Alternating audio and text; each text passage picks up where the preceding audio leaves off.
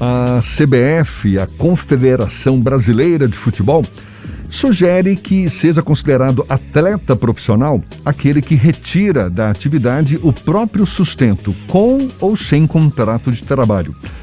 Só que a Secretaria Especial do Esporte do Ministério da Cidadania entende que é preciso deixar mais claro se o conceito de clube formador vale para os demais esportes, para todos os esportes. E também é contra a proposta para a isonomia na premiação entre homens e mulheres, entendendo que o mercado é que deve decidir. Bom, é uma polêmica, a gente fala mais sobre essa polêmica, sobre esse assunto, conversando agora com o especialista em Direito do Trabalho e Direito Desportivo, o advogado e professor Carlos Eduardo Ambiel, nosso convidado aqui no Issa Bahia. Seja bem-vindo. Bom dia, Carlos Eduardo. Bom dia, Fernando, bom dia, Jefferson. Como é que Prazer falar com você e com seus ouvintes. Prazer todo nosso. Como é que você avalia essa discordância de pontos de vista, não é, da CBF, que sugere que o atleta profissional é aquele que retira da atividade o seu próprio sustento, mas o governo federal, por meio do Ministério da Cidadania, Secretaria Especial do Esporte, deixando que não, a coisa não é bem assim. Como é que você avalia essa polêmica? Olha, eu acho que é uma questão apenas conceitual. A atual legislação, que foi feita pensando no futebol, diz que profissional é o atleta que tem contrato de trabalho. Mas a própria legislação, alterada em 2011, admite que alguns atletas podem atuar em competição de alto rendimento sem ter contrato, principalmente naqueles esportes individuais, como tênis, boxe, natação e outros que não têm um clube empregador. O que a CBF está colocando é que a legislação como está hoje, dizendo que profissional é apenas o atleta empregado, ela não retrata a realidade. Porque o tenista que joga uma competição da ATP também é um profissional do esporte, embora não esteja vinculado a nenhum empregador. Mas isso é uma mera questão conceitual, com a qual eu concordo. É evidente que a Bia Haddad, por exemplo, que voltou a competir agora nas competições internacionais e que foi muito bem no último campeonato, ela é uma profissional do tênis, mas ela não é empregada de ninguém. Agora, o efeito prático disso é muito pequeno, porque na prática hoje, nós já reconhecemos que o atleta do tênis, do boxe, do atletismo, da natação, do tênis de mesa, ele é profissional do esporte, embora ele não seja empregado. Então seria apenas um ajuste na legislação aquilo que já é uma realidade do esporte brasileiro. E na sua avaliação, como é que fica, por exemplo, também a situação de atletas de modalidades individuais, como você mesmo citou como exemplo, não é? E que não são considerados profissionais, ficam descobertos também de alguma proteção previdenciária, não? Mas o problema da questão proteção da previdência não é se você é profissional ou não. Para você ser segurado da previdência, você tem que ser um contribuinte. E você pode ser contribuinte como empregado, que é um contribuinte obrigatório, e o próprio empregador faz o recolhimento do INSS todo mês, ou você pode ser um profissional autônomo e faz o seu recolhimento como segurado facultativo. Qualquer pessoa da sociedade civil que não seja empregado e quer ser segurado da Previdência, pode fazer o seu recolhimento como facultativo. E isso também é uma opção para o atleta que é profissional, que recebe premiação, que recebe patrocínio, que tem contrato de publicidade, mas não é empregado de ninguém, porque não tem uma equipe para a qual ele vá competir. O tenista não compete por um clube, compete individualmente, então ele não pode ser empregado de ninguém. Aliás, o tenista costuma ser empregador, porque ele contrata o treinador, ele contrata o preparador físico, contrata o fisiologista, a ordem é inversa.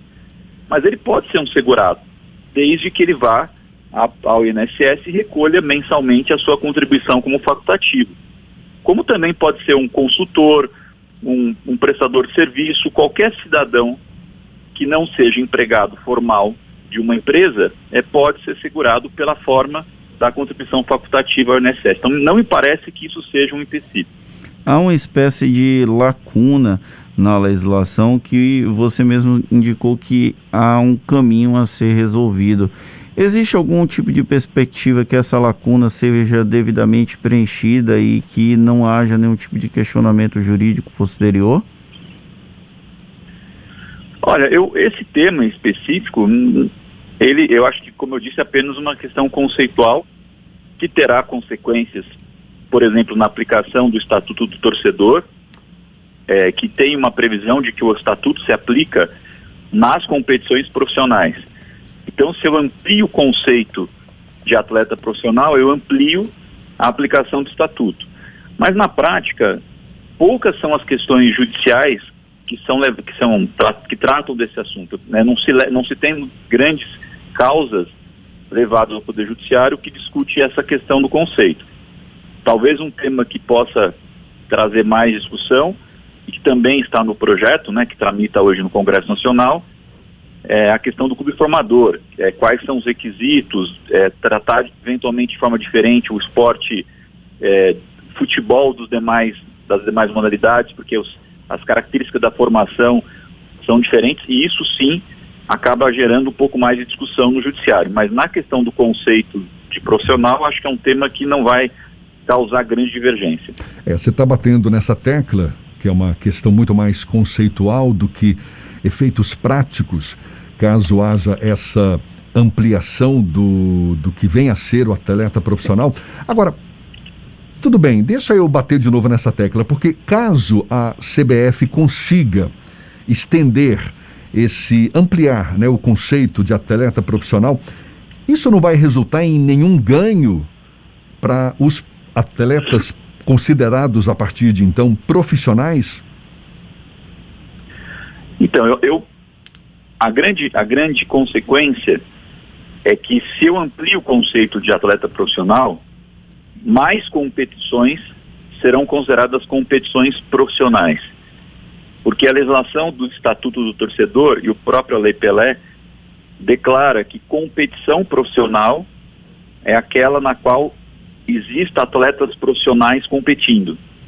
Então, essa seria a grande consequência. Mas para fins da relação de trabalho ou da relação previdenciária, não importa se eu considero profissional também o atleta autônomo. Porque o que caracteriza a relação de emprego ou o vínculo obrigatório com a Previdência é a relação de emprego, ser ou não empregado. Eu posso ter o profissional empregado e o profissional autônomo. Ambos são profissionais, mas um é empregado e o outro é autônomo. Um está subordinado e o outro está subordinado a um clube. Então a consequência maior é ser empregado ou não, e não necessariamente ser profissional ou não. Quer dizer que você acha que esse atleta que passa a ser considerado profissional, isso não vai resultar na necessidade ou na obrigatoriedade de se formalizar um contrato de trabalho para justificar esse, digamos, status de profissional que passou a ter o atleta? Então, essa é a grande diferença. Eu posso ser um profissional sem ser empregado. Eu posso até ter um contrato de trabalho que envolve uma relação de prestação de serviço, mas não com vínculo de emprego. Porque o que caracteriza alguém ser empregado ou não de uma empresa ou de um clube, não é ele ser profissional ou não ser profissional. Vou dar o exemplo da categoria dos jornalistas, que você conhece tão bem. Eu posso ter um jornalista profissional, trabalha na comunicação e no jornalismo, que é empregado de uma rádio ou de uma emissora de televisão.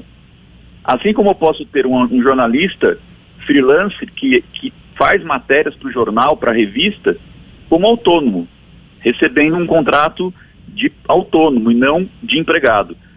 Ambos são profissionais.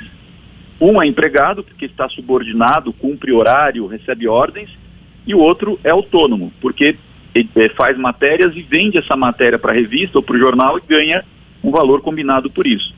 Então, o que muda não é ser ou não profissional, é estar ou não como relação de emprego. Eu posso ter um atleta profissional que não é empregado de um clube. Então, eu não preciso necessariamente ter um contrato de trabalho. Eu posso ter um contrato de prestação de serviço, de consultoria, de patrocínio, de divisão, de parceria em premiação por competições, e não necessariamente uma relação de emprego com a entidade que o atleta representa.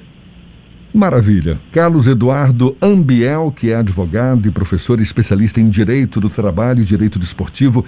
Muito obrigado pela sua atenção, pela disponibilidade. Bom dia e até uma próxima, então. Eu que agradeço a oportunidade, sempre um prazer. Eu fico à disposição, desejo um bom dia a todos. Tá certo, agora 8h40 na Tarde FM.